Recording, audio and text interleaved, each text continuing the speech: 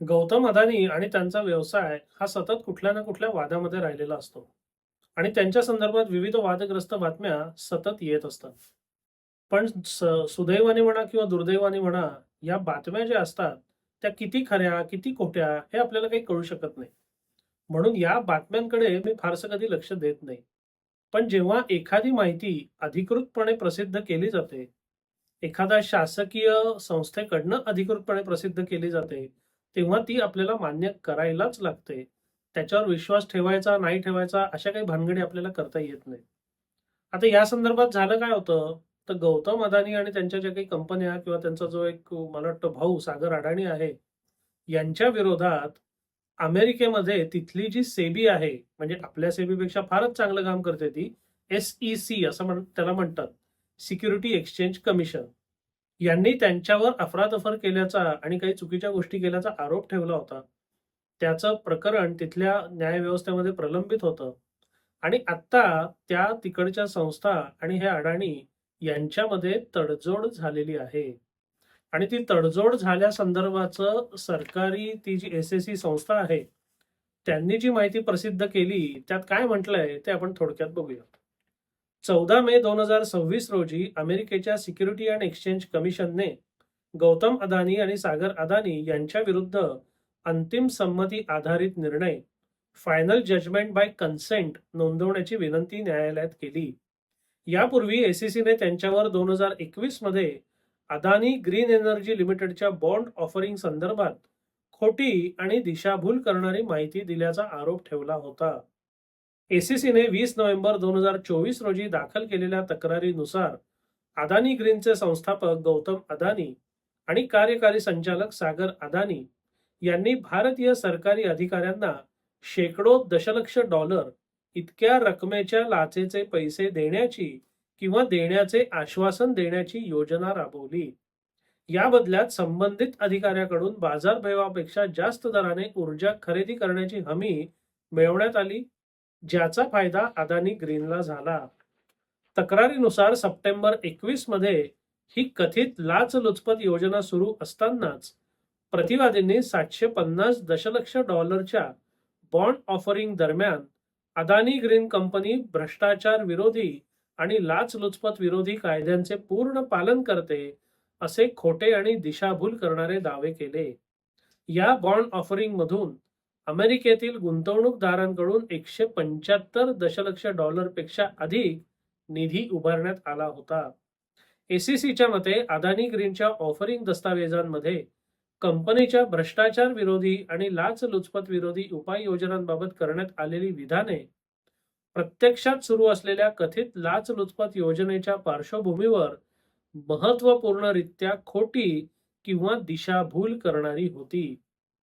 गौतम अदानी आणि सागर अदानी यांनी एसीसीच्या तक्रारातील आरोप मान्य किंवा अमान्य न करता न्यायालयीन मंजुरीच्या अधीन राहून अंतिम निर्णयाला संमती दिलेली आहे.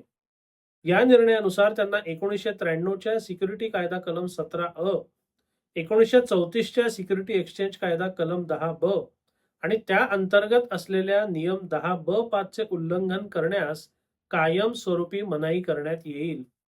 तसेच न्यायालयाने मंजुरी दिल्यास गौतम अदानी यांना 6 दशलक्ष डॉलर आणि सागर अदानी यांना 12 दशलक्ष डॉलर इतका नागरी दंड भरावा लागेल.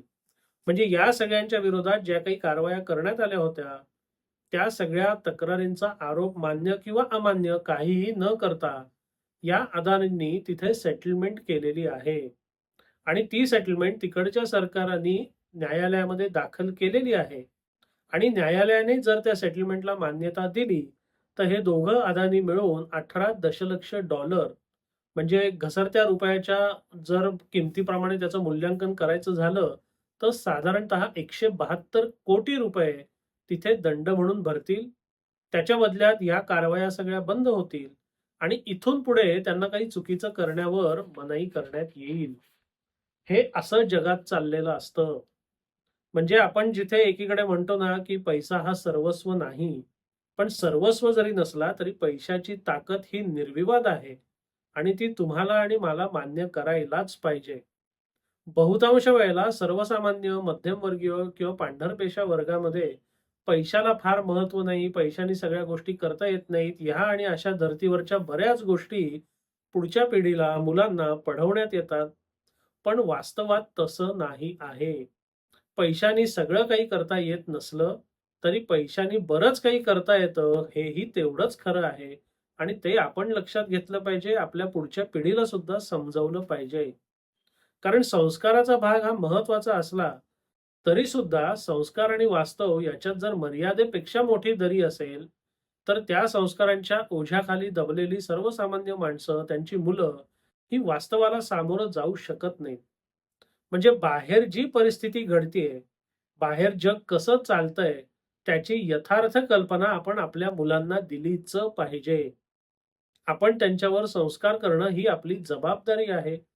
त्याच वेळेला जगात काय चालतं हे सुद्धा त्यांना सांगितलं पाहिजे. किमान मी तरी हे पथ्य पाळतो. पिढ्यानपिढ्या आपल्याकडे जे संस्कार करण्यात आले, की सगळं चांगलं करा, जग चांगलं आहे, चांगलं करा, चांगलं होईल. या असल्या भाकड कथांवर मी कधी विश्वास ठेवला नाही आणि असे चुकीचे संस्कार मी माझ्या मुलांवर तरी करत नाही. जग बदमाश आहे. जगात पैशाला महत्त्व आहे. पैसा सर्वस्व नसला तरी बरंच काही आहे. पैशाच्या जोरावर बऱ्याच काही गोष्टी करता येतात. याची यथार्थ जाणीव मुलांना असली पाहिजे. आता याचा अर्थ पैशाच्या जोरावर तुम्ही वाट्टेल ते करा, बदमाशी करा, असं काही माझं सांगणं नाहीये. तुम्ही चांगलं वागू नका, असं काही माझं म्हणणं नाहीये. पण केवळ चांगलं वागण्यानेच चांगलं होतं किंवा वाईट वागणाऱ्याचं किंवा बदमाशी करणाऱ्याचं वाईटच होतं, हे मृगजळ मी त्यांना दाखवत नाही. मी त्यांना वास्तव दाखवतो, की आता गौतम अदानी आणि सागर अडाणी यांचं हे जे प्रकरण आहे, ते हेच वास्तव अधोरेखित करणारं नाहीये का? म्हणजे एकीकडे त्यांनी काहीतरी चूक केली असेल, त्या चुकीचा त्यांच्यावर आरोप होता, त्याच्याविरुद्ध अमेरिकासारख्या प्रगत देशामधल्या संस्था त्यांच्यावर गुन्हे दाखल करतात. त्याची चौकशी होते, प्रकरण न्यायप्रविष्ट होतं आणि अचानक 172 कोटीमध्ये सगळा मामला संपून जातो. हे पडद्यावर घडणारं आपल्याला दिसतंय. याच्यापेक्षा कितीतरी मोठ्या गोष्टी प्रत्यक्ष पडद्यामागे घडल्याच असतील ना हो. त्याच्याशिवाय काय हे एवढं सगळं साधं सोपं होत असतं? काय घडलं? कुठे घडलं? कसं घडलं?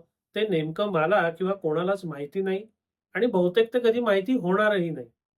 पण जगात काय घडतंय, गोष्टी कशा घडतात, कशा घडवल्या जातात, हे निदान डोळसपणे आपण बघितलं तरी पाहिजे.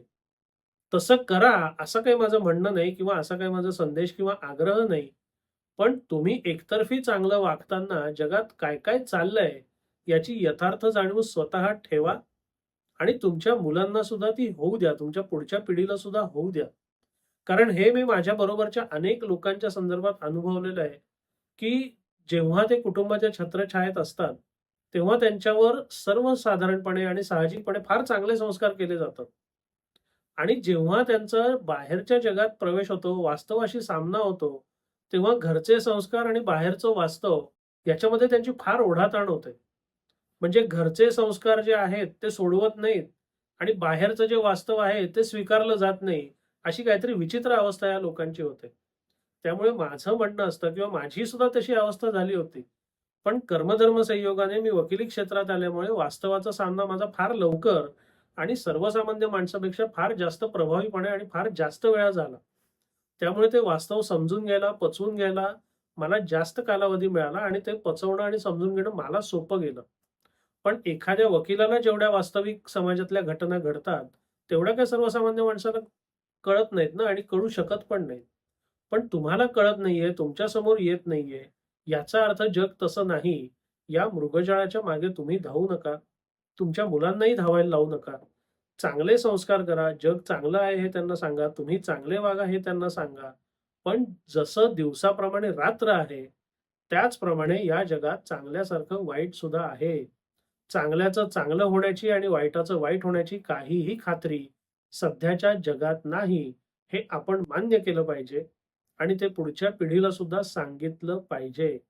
त्यातूनच आपली स्वतःची आणि आपल्या पुढच्या पिढीची ही जी विचित्र ओढाताण आहे, ती आपण थांबवू शकतो.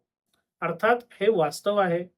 हे मान्य केलंच पाहिजे असंही नाही, असा माझा आग्रहही नाही. मी काही फार मोठा कोणी उपदेशक नाही. पण काय-काय करता येऊ शकतं, हे मी तुम्हाला सांगितलं. याच्यानंतर प्रत्यक्षात काय करायचंय, हा निर्णय ज्याचा त्यानी घ्यायचा आहे. त्याबद्दल मी कोणालाही आग्रह करू शकत नाही किंवा कोण कुठला निर्णय घेतो, त्याच्याबद्दल त्याला दोष देणं किंवा कौतुक करणं, हे सुद्धा माझं काही काम नाही, तो माझा अधिकार नाही. ज्याला जसं योग्य वाटेल, रुचेल, पटेल त्यांनी तसं करावं. फक्त डोळसपणे जगाकडे बघावं, एवढं केलं तरी पुरेसं आहे. हा विषय तुम्हाला कसा वाटला? हा व्हिडिओ तुम्हाला कसा वाटला? अवश्य कळवा. धन्यवाद.